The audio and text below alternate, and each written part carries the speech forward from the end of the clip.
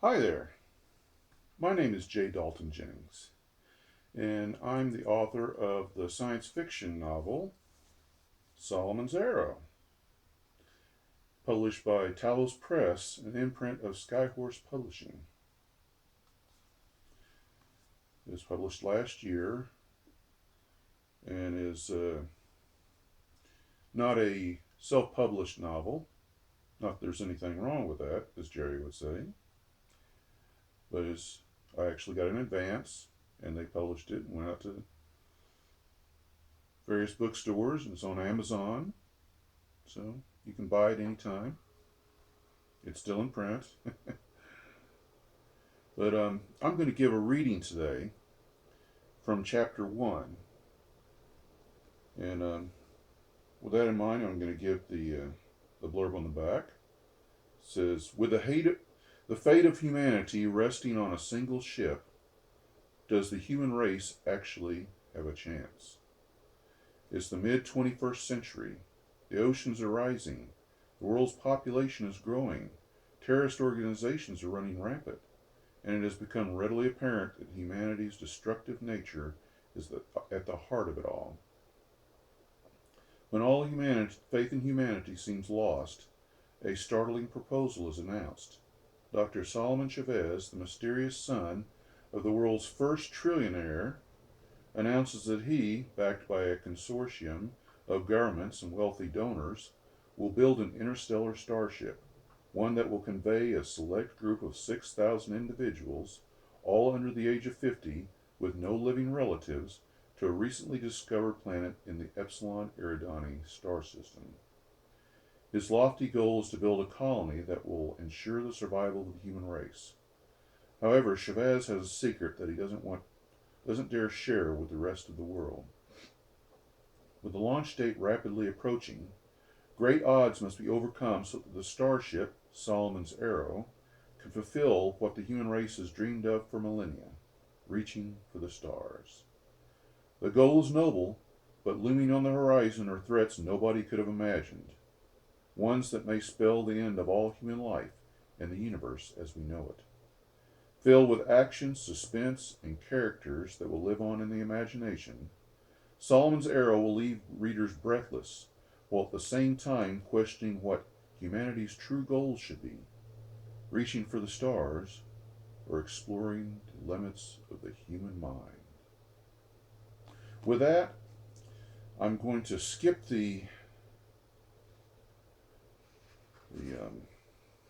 prologue and go directly to chapter 1, about a few pages in, on page 15.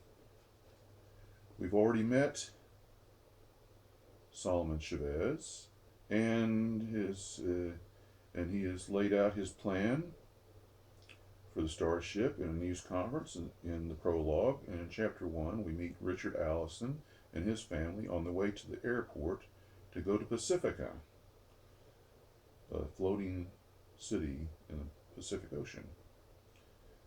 And in the meantime, I'm going to read a short section that has nothing to do with them. But it's the section that my editor said when he read it. He said, "Oh, I'm in. I'm in. I'm buying this book." So here it is. 35 minutes later. The terrified, middle-aged woman sat tied to a wooden chair, staring into a pair of cruel blue eyes framed by a heavy brow. She wanted to scream, but the rag stuffed in her mouth made that impossible. She wanted to struggle against her bindings, but knew that would result in a severe beating, as evidenced by her black, puffy eyes and bruised ribs. Her kidnapper loomed over her, daring her to make a sound as he spoke into his PID. "Are you positive he's on board?" the kidnapper asked, pausing for the answer. "Good. You know what to do." "Yes. She's fine." "You're in no position to make demands, Reverend," he snarled. "Very well. I'll put her on speaker." The whip-thin kidnapper looked over toward the woman and pressed the mute button on his PID. I'm going to remove your gag so you can speak to your husband. But if you let on that you've been mistreated, I'll kill you. And then I'll hunt down and do the same thing to your children. Do you understand?" The woman nodded vigorously. After removing the soiled rag from the woman's mouth, the kidnapper pressed the talk button on his PID and held the device up to the side of her head. Her eyes were filled with tears. "You may speak with your wife." "Winifred, Winifred, are you all right?" Yes, dearest." "Thank God. How are you? Have they been treating you well?" She wanted to scream the truth. She wanted to shout through the phone, "They've hurt me. Don't give in to their demands." She wanted the courage to defy this man, but the faces of her children floated in her mind, overriding all other concerns. The kidnapper made a circular motion with his hand, telling her to hurry up and speak. "What? Oh, yes. I'm fine, dear. They've been treating me well. I've had plenty to eat and a soft bed to sleep on. They've assured me that I'll be taken home when this is over. The funny thing is, I believe them. You know how good I am at judging people."